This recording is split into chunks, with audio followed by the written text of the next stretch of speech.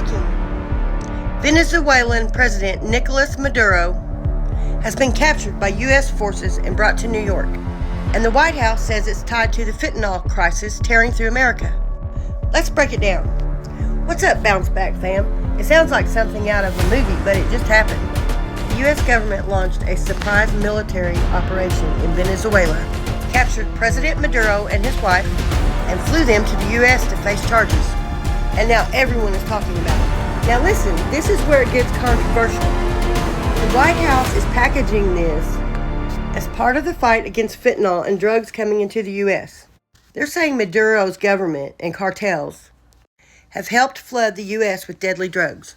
That sounds like a win until you look deeper. Most fentanyl in the U.S. actually comes from Mexico and is made with chemicals from China, not through Venezuela directly. Experts are calling this connection far less clear than the administration makes it. Here's what's crazy. World leaders are weighing in.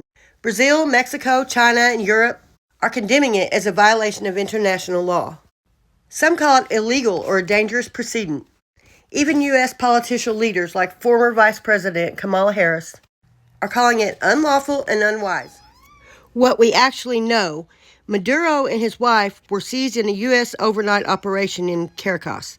They were put on a U.S. warship and flown to New York. They are accused of narco-terrorism and drug trafficking. President Trump says the U.S. will run Venezuela temporarily as part of a stabilizing the situation.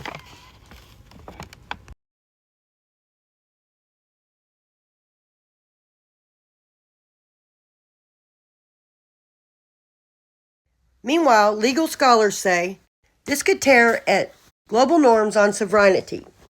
So, does this really help stop fentanyl? This sounds like the boldest move on war on drugs, but what will it actually do? If fentanyl hasn't come from Venezuela in large quantities, then capturing Maduro might be symbolic but not a solution.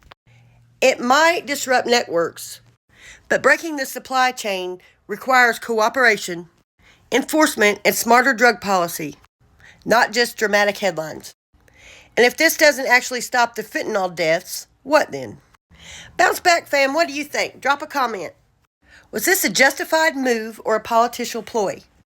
Hit like, subscribe, and turn on notifications, because this story is going to keep evolving.